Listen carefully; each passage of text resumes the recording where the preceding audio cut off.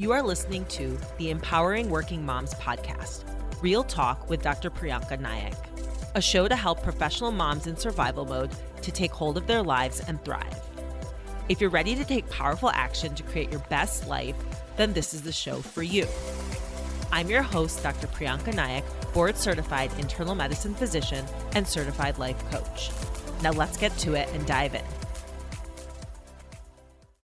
You are listening to the Empowering Working Moms podcast, Real Talk with Dr. Prianca Naik, episode number 2. Hello and welcome, everyone. I am so excited to have the privilege of chatting with you again. Today, I want to talk about an issue that many of my clients come to me with: the feeling of being stuck. This is a common issue amongst accomplished type A mothers.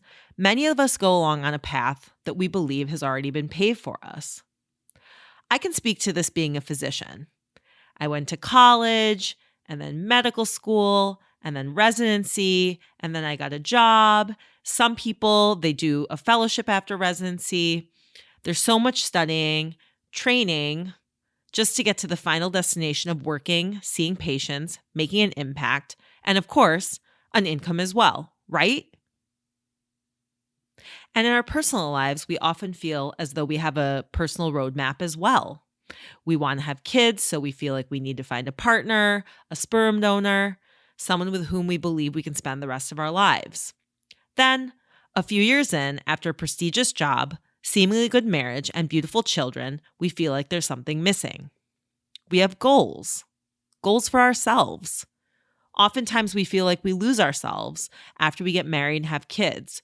Who is that person that I used to be in my 20s before marriage and children? I've lost her. And now there are some things I'd like to get back to. Goals. These goals can be simple, like working out regularly or losing a few pounds, but we just can't seem to make the time. I say make because we can always create time for what we actually want to do. And it's not that we don't have the time, because we can always decide how we want to use our time. Maybe we have a bigger picture goal. Perhaps we want to feel safe in our homes. We're living with someone who has narcissistic tendencies or an addiction. We're tired of feeling emotionally and perhaps even physically unsafe. We're tired of walking on eggshells. We want something more for our lives and our kids, but how are we going to get there? Leave? Oh no, that's too daunting. It's scary. I will dive into fearing forward, facing our fears in another episode. But today I want to address how to get unstuck when you have goals, big or small, but you feel like you lack motivation.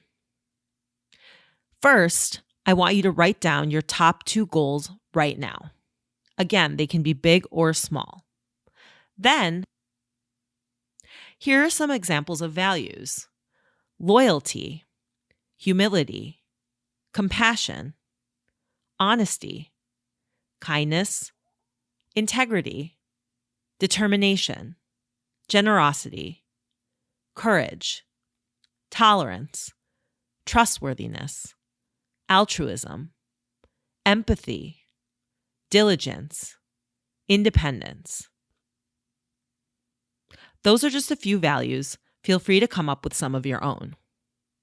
Okay, now that you've picked 5 of those or 5 of your own, think about the flavor of your goals. Do they fall in line with the 5 values you listed? If not, it's time to rethink those goals and why you actually want them. If they do fall in line, then great. Proceed. Next, ask yourself why you want to achieve that goal. Why do you want to lose those 5 pounds? And do you like your reason? If so, proceed. If not, proceed with caution or rethink what you are trying to accomplish. If you don't like your reason, then there is your reason for being unmotivated or stuck. Once you pick goals that align with your values and you like your reasons behind them, you can then get started on unsticking yourself. I'm going to discuss how to get unstuck because clients come to me feeling stuck all the time. So not everything in life is fun, right? Some goals require rote work. Studying in med school, that really wasn't so much fun, at least not for me and most of us, I think, but we powered through.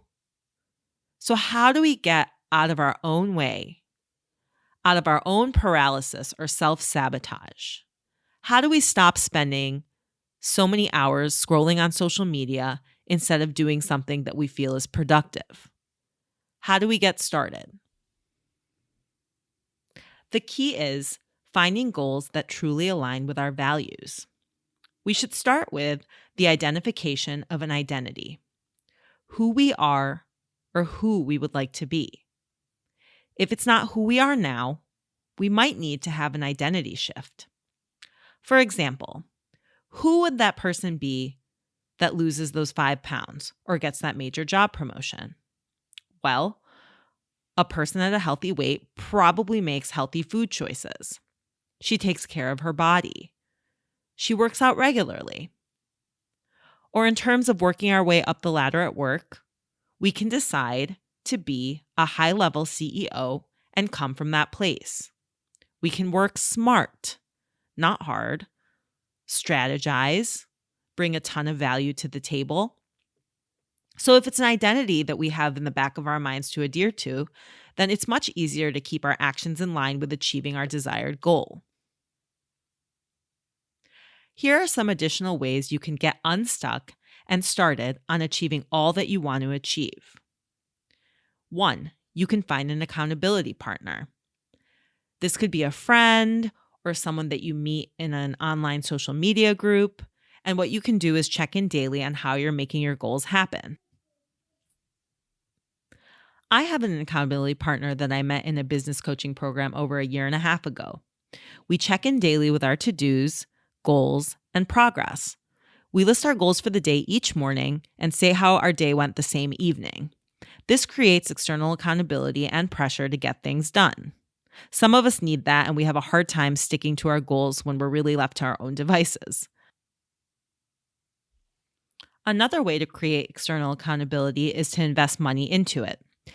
For example, if you want to lose weight, hire a personal trainer. Or if there are changes you want to make in your life, but you can't seem to get momentum, you can hire a therapist or a life coach. If you're spending money on something, you're much less likely to skip out on the appointments and actually take action steps to achieve your goal.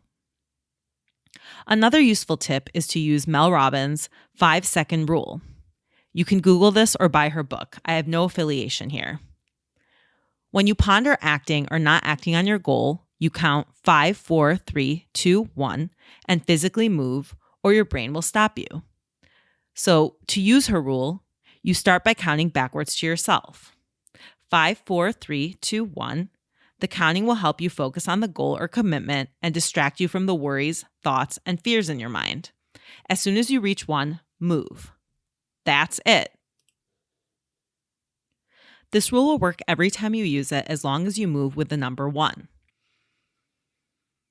The rule is a simple, research-backed metacognition tool that creates immediate and lasting behavioral change. Metacognition, what's that? Awareness and understanding of one's own thought processes. This can help us beat our brain's usual protective mechanism of sticking to routine and stagnation in order to accomplish our greater goals. Another way to get unstuck is to create manageable goals. Clients often come to me wanting to go from 0 to 6 hours of exercise a week. That's pretty tough to do if you've not been doing any exercise for several years. A lofty goal. Doing something for, let's say, 5 minutes might be a good way to just get started. That way, you're making the goal easier to achieve. For example, putting out workout clothes first thing in the morning and deciding to do 10 minutes of exercise 5 days a week is something that seems manageable. This will actually help you get into a rhythm, and then once you get into a rhythm, you realize you can do it, and then that will just build upon itself. Once you see you're capable, you'll increase to working out much more. But when we create daunting tasks and goals, we often feel paralyzed. So the key here is to just keep things simple. Less is more. Another tried and true way to get your goals going is the concept of pairing. Pairing is when you tether your activity to something you do daily already. So for example, pair working out with brushing your teeth. Make it a non-negotiable. The minute you brush your teeth, let's say, that prompts you to do 10 push-ups. Or you can pair watching TV with being on the elliptical. You can't watch Real Housewives until you're on the elliptical exercising. And finally, pretend. So fake it till you make it, because we can truly trick our brains into believing that we are motivated. So you pretend you're motivated and you act as if you're motivated. So ask yourself, if I were motivated, what would I do? And then do that. Voila. You'll get into action mode. Try one or all of these tips and let me know how it goes. And if you want to take a deep dive into this life-changing work, book a call with me to get started. Prianca Naik, MD Coaching.as.me. That's Prianca Naik, MD Coaching.as.me. Link in the show notes. Prianca Naik, MD Coaching.as.me. And I'll see you next time. Thank you for listening to this episode of the Empowering Working Moms podcast, Real Talk with Dr. Prianca Naik. If you are ready to get unstuck and out of survival mode to live your best life, I want to invite you to book a free 30-minute consultation call with me. To get started, visit Prianca Naik, MD Coaching.as.me. Link in the show notes.